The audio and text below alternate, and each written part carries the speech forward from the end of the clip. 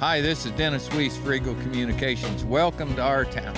I am glad that my buddy Geff Dawson is here so I can say to the camera, to all the Eagle Communication people, this is what I really look like. So Geff is the fellow who brings the National Cowboy Poetry Rodeo to Abilene, Kansas. And we're here on our town to tell you we're going to do it again next year. That's right.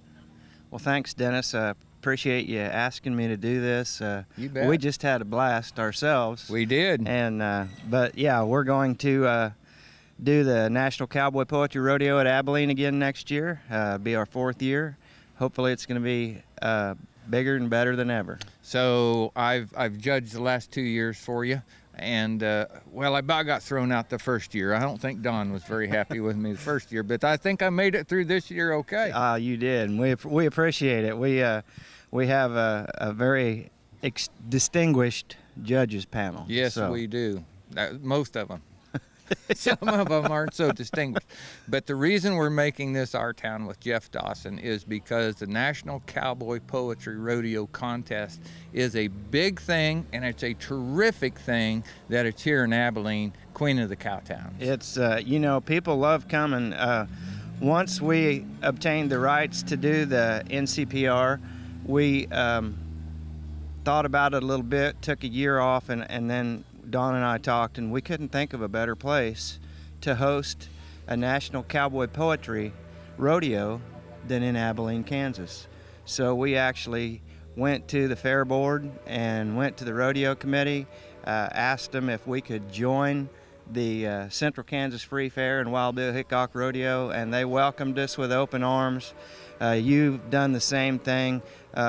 It's just been a great deal. It's a lot of fun. And first year, I had a couple people come up to me because you introduced me as a judge, and I had a few comments. This year, I had a lot of comments about, wow, I didn't know cowboy poetry could be so good and so fun. Yeah. You know, this year, I think the poets really stepped up their game. And I know you know Jay Snyder, who's the judge foreman, made a comment, as well as I did, that he thought this year the first round was probably one of the toughest first rounds of poetry competitions since the contest has been going on. Well, I've only been involved for 2 years, but I can tell you this year from a judge's seat was really tough. Yeah, it was a fun event. Everybody had a great time. You know, the poets, this contest in years past has been held in other locations, Kanab, Utah, Montrose, Colorado. It's been during festivals, or they've tried to do it as a standalone event. But the word's getting out now that the poets who come realize they have Abilene, Kansas, Queen of the Cowtowns. They have rodeo to go to at night. They have the fair to do. There's so much going on. They really love coming. So our audio today is going to have everything in it. Our historic steam train is going by right now. The CW Parker carousel is running over here to the right. This is classic background for why we're doing the poetry contest in Abilene. That's right. You know, it's Wild West. That's what it's all about. It is. So the reason we're here today, and we're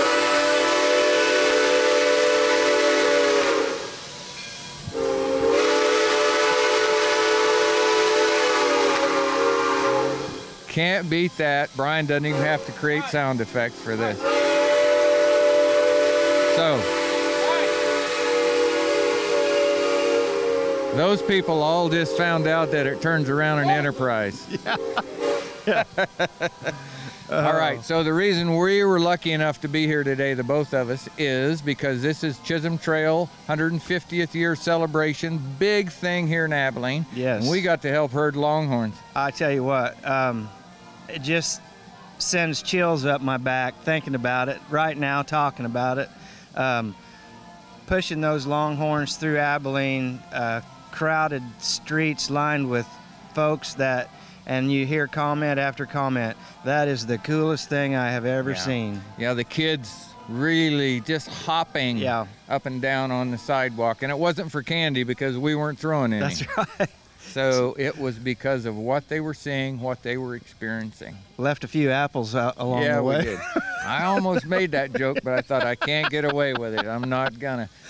So here we are, pitching the fact that entertainment, National Cowboy Poetry, Right. is quality entertainment. We see it inside the group, but the reason the camera's pointed at us, Geff, is because we want to tell a lot of people this is something you can see. It's here in Abilene, Kansas, and it's terrific. Yeah, and you know, Dennis, we're really glad you're getting involved with it and you know, helping us take it to the next level, which is kind of what we needed to do and what we're going to try to do for next year.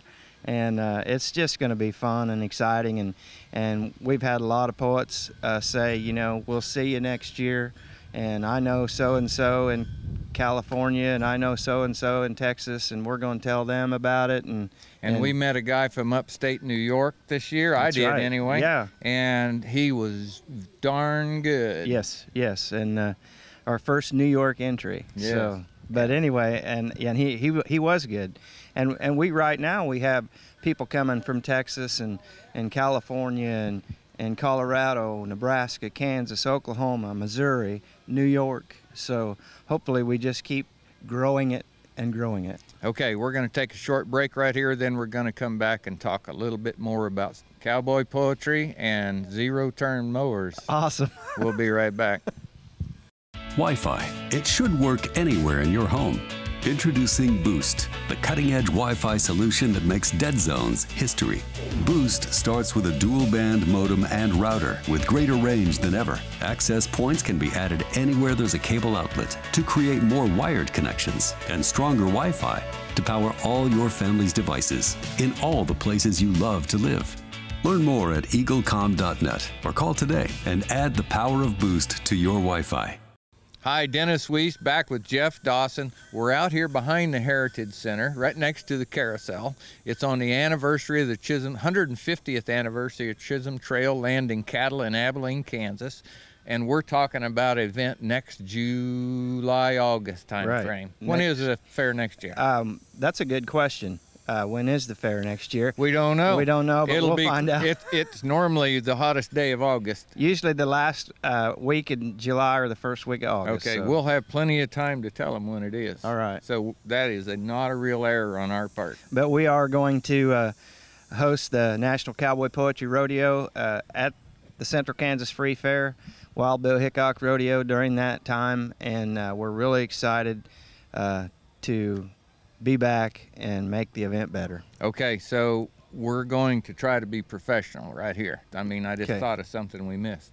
So we keep saying National Cowboy Poetry Rodeo Contest, Central Kansas Free Fair, but it's not at the fairgrounds. Right. It's in downtown Abilene, the old Shockey and Landis building, owned by John and Mary McDonald. So yes. Tell them the history of that, why it's there, and why that's very cool. Well, when we went to the fair board to ask if we could host our event during the fair, they said, yeah, that'd be a wonderful thing, and, you know, bring it on. That's what Abilene's all about.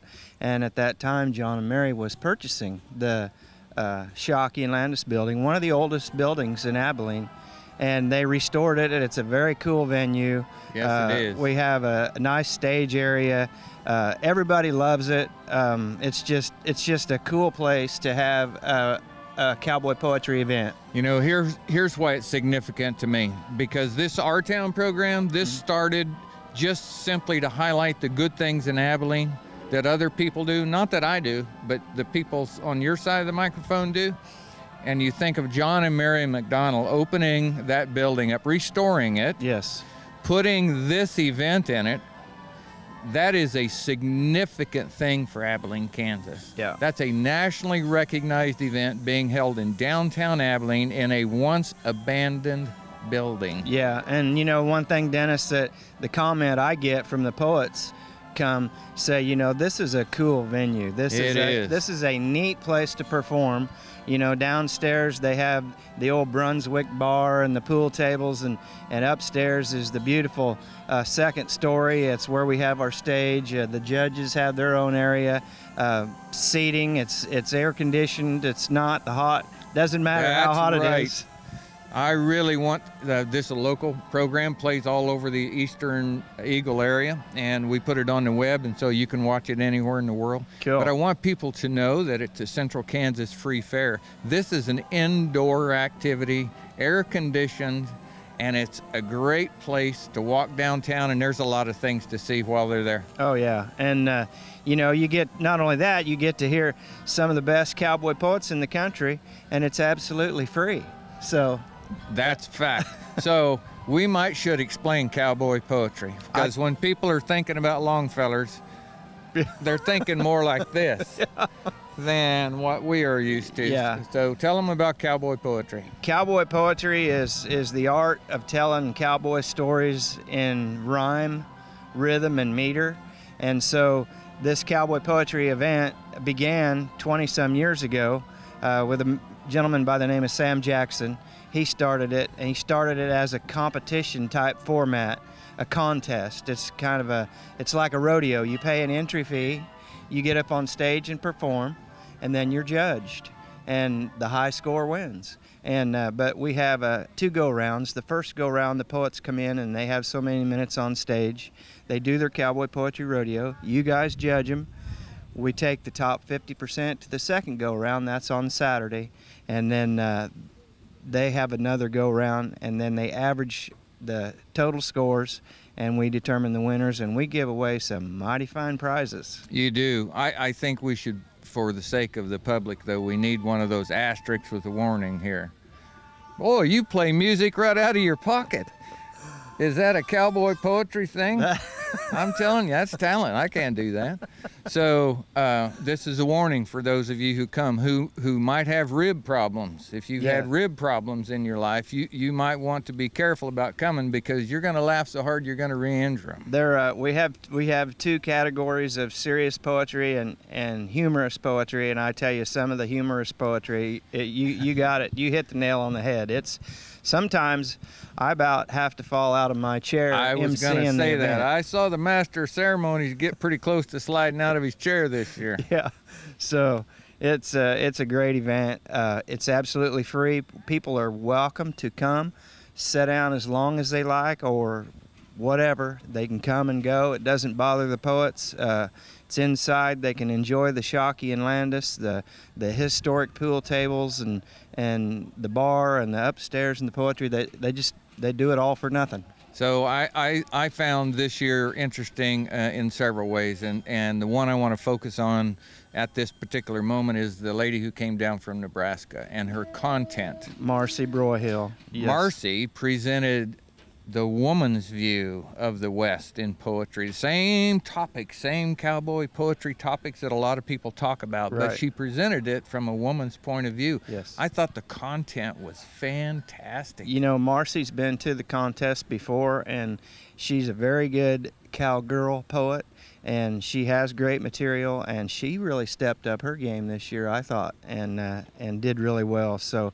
and we have several ladies that come do it, and so it's open to anybody who wants to come do cowboy poetry or cowgirl poetry. So growing up in southwest Colorado, we had a little pioneer spirit out there, but here in Kansas, there were a lot of people started out living in a hole in the ground in Kansas. My great-great-grandmother did that exactly same thing. So now that you said your great-great-grandmother, I think it's unbelievably amazing that the women could tolerate pioneer life. Yeah. How did they do it? And they said our great-great-grandmother lived in a dugout out south of town here, and so yeah, it's a pioneer spirit. It's in my heart. I grew up here in Abilene. I didn't land very far away over at Alma.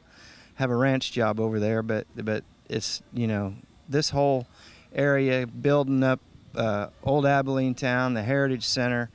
Just an amazing thing for me to see growing up here. You know, when I first came to the area, I heard a lot from people who, both points of view, we should really try to save old Abilene town, and it's meaningless. You know, in that parade today, I think the vote's pretty solid. Yeah. The people at the parade today sure like cowboys, cows, horses, and I'm pretty confident they'd like cowboy poetry. Yeah, and it was amazing to me to see all the people, the kids, everyone lining the streets for a Western parade. I was thanked at least 50 times today. Yeah. Thank you for coming. Thank you for coming. Yes. Thank you for coming from the sidelines. It was awesome, and we had a good seat. We didn't we? did. We had the best seat you can have. Yeah. So that was the most pain-free 4 hours I think I've had in a long time.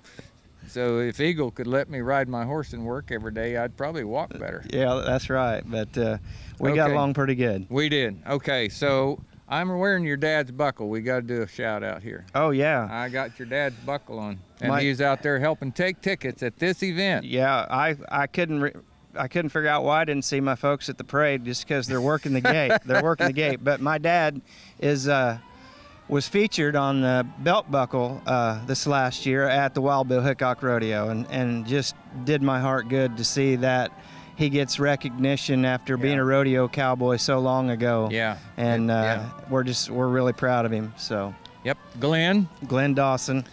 Yep. On the buckle. Yep. On the buckle. You can also find him on the pews of the Lutheran Church downtown once in a while. That's right. And, you know, I'm said that because there are people watching this program had no clue he's a bronc rider. Yeah, right. And a lot of people, you know, my dad's 6 years old, rodeoed in the early 50s, and a lot of people didn't know. He was a champion bull rider also. And he won the Cherokee, Oklahoma Stampede in 1953. He won ACA championship bull riding in 53, and he rode bareback horses, and of course he has been to every Wild Bill Hickok rodeo performance except the 1 year when he was hurt from riding bareback horses. He was in the hospital. That's amazing. So I just for Glenn, that was back when they rode bareback horses sitting up. Yeah, yeah. Like, you know, like you ride a horse. Right, right. So that was pretty tough business. Yeah. But the spirit of rodeo is still in the Cowboy Poetry, National Cowboy Poetry Rodeo. Yes. And it's organized that way to let people know it's a competition, let people know how it flows. Yep. And the name means something to the continuity of the West here in Abilene, Kansas. Yeah, and I tell you what, you know, if you want to step up your game at anything, you go play with the best. That's right. And so that's kind of what the whole deal of the Cowboy Poetry Rodeo is all about, is stepping up your game, getting with the good poets, and just giving it a go. Okay, Geff Dawson, I sure appreciate you sitting in with me today. All right. With the train, the calliope over here, and all of the sound effects we could provide here at CT 150 today. We're going to be talking to you more about the National Cowboy Poetry Rodeo contest next year. We're going to have you on TV. We're going to make sure that a lot of people can know and come. All right. Awesome. Thank you, Dennis. You're welcome. All right. Folks, I'm Dennis Weese. This is Geff Dawson. I work for Eagle Communications. We're wishing you a great day.